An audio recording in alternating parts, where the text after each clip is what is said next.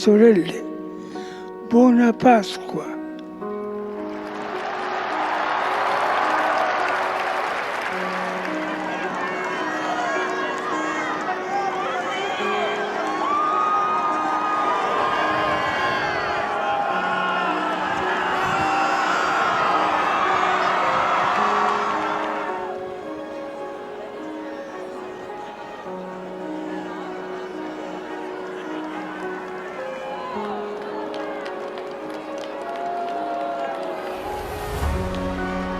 More prone to believe bishops than victims, which challenged his momentum and popularity.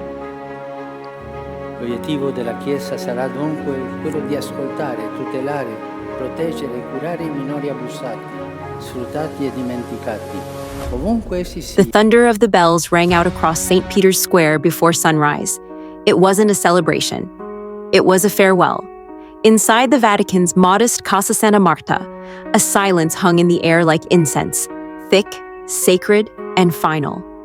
Pope Francis had taken his last breath at 7:35 a.m.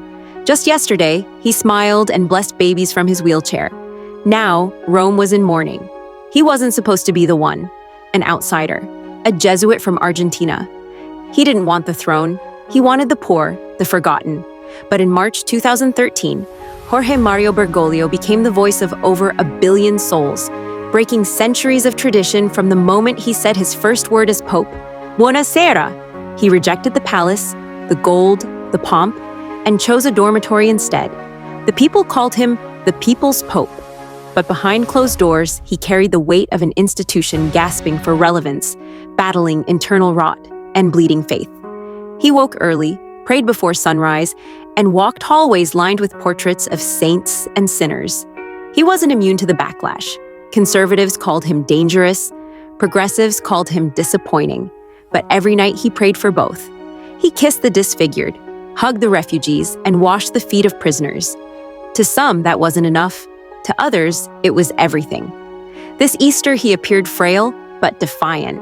He rolled onto the balcony in his chair, greeted a sea of worshippers with, "Happy Easter." Someone is about to appear at that balcony. He has, of course, been very poorly. He spent 5 weeks in hospital, but here he is.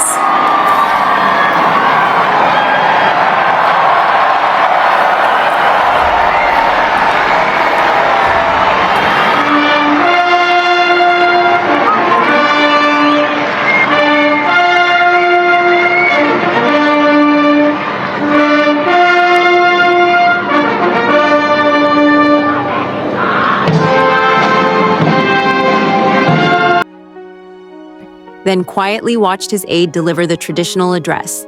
No one knew it was his final blessing, not even him. At dawn, he was gone. No grand cathedral, no catafalque, no triple coffins layered with legacy. Just a simple wooden box lined with zinc, as he requested. No elevation. He didn't believe in towering above others, even in death. For the first time in over a century, a pope would be buried outside the Vatican. He chose the Basilica of St. Mary Major, a church of the people, a pope of the people, a final resting place among them. The Vatican's corridors are quieter now, but his echo is loud. In the favelas of Brazil, where he danced with children, in the camps of Myanmar, where he met Rohingya refugees, in prisons, hospitals, and alleys, where he bent lower so others could rise. The world has lost a man. But what he stood for, radical humility, fearless love, unshaken courage, still breathes in every forgotten corner he once touched. If this moves you, do something. Share this story. Speak to someone today with the compassion he modeled. Look beyond differences and see what he saw. One human family. Let his death not be an ending, but a spark. Because the gospel he lived by was never meant to stay behind cathedral walls. It was meant to be carried forward, in you. The Vatican hadn't woken yet. The bells hadn't rung, but something in the air had shifted. April 21st, 2025. Easter Monday, 7:35 a.m. The nurses stepped quietly out of the room at Casa Santa Marta. The monitor was flat. The silence was complete. Pope Francis was gone. Just 24 hours earlier, he had smiled weakly from a wheelchair on the balcony of St. Peter's Basilica. He waved to a sea of pilgrims, whispering, "Happy Easter." His aide read his message. He just watched. Quiet, tired, but present. He knew it was near. Maybe not the hour, but the feeling. For nearly 12 years, he had been the shepherd of over 1 billion souls. Now, the shepherd had laid down his staff. The news broke at 9:01 a.m. Cardinal Farrell stood before cameras, his voice trembling.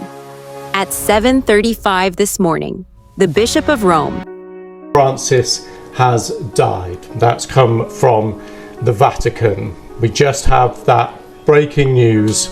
Pope Francis has died. That's coming to us from the Vatican via the AFP news agency. We don't have any more details than that. This just reaching us here at BBC News in the last few minutes that Pope Francis has died. That confirmation coming through from the Vatican and coming to us via the AFP news agency. My colleague Rich Preston is with me here. Rich, just bring us up to date. Well, Lewis, as you say, this is just coming to us in the last few moments. A statement issued by Cardinal Farrell announcing with sorrow the death of Pope Francis with these words: "Dearest brothers and sisters, with deep sorrow, I must announce the death of our Holy Father Francis at 7:35 this morning. The Bishop of Rome, Francis, returned to the house of the Father. His entire life was dedicated to the service of the Lord and his church. He taught us to live the values of the gospel with fidelity, courage, and universal love, especially in favour of the poorest and most marginalised." returned to the house of the Father.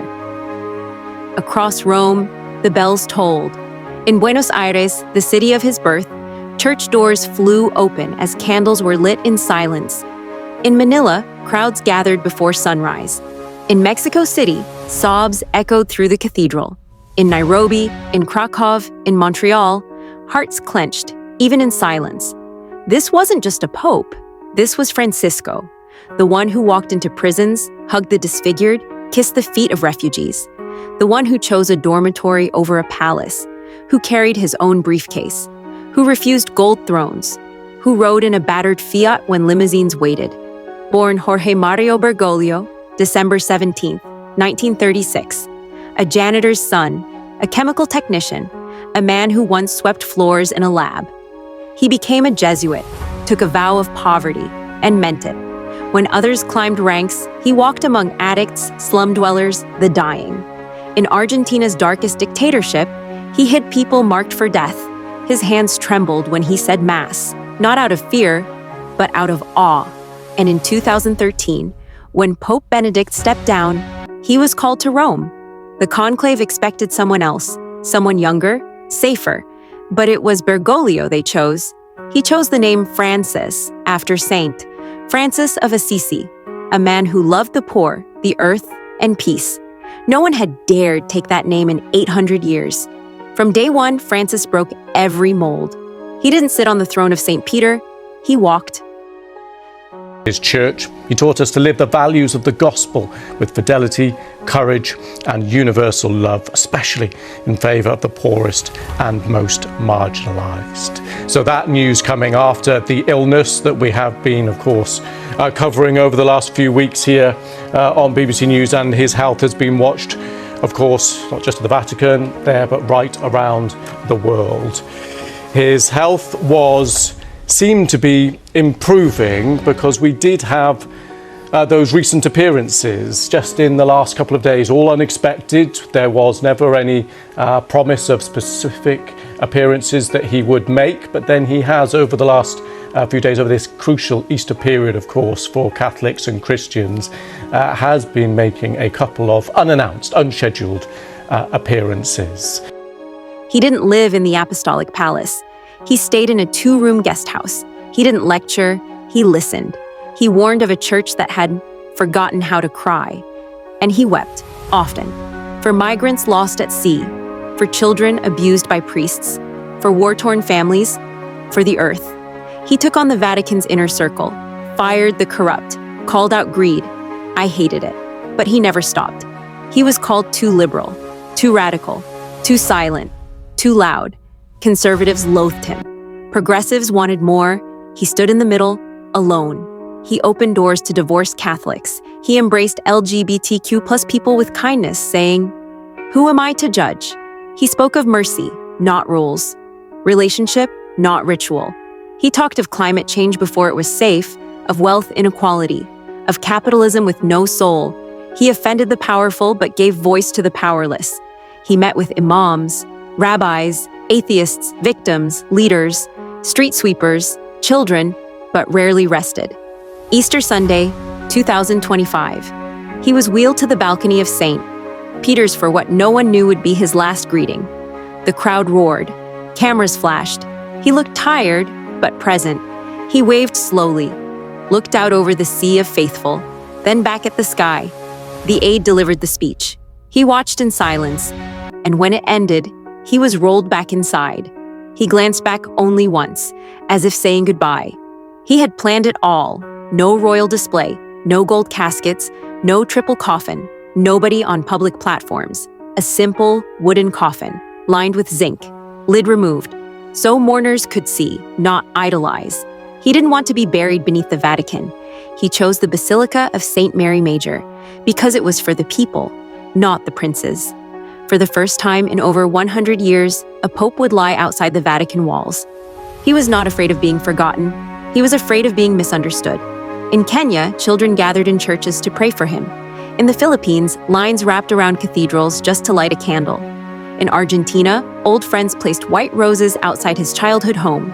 In Syria, a refugee family cried. He visited our camp. He touched my son's scar. He said he was beautiful. Even world leaders paused. Some cried. And in the streets of Rome, the people simply said, "We didn't lose a pope. We lost a father." There are now no more white robes in the Vatican. For nearly a decade, there had been two, Benedict and Francis, two popes, two lives, two visions.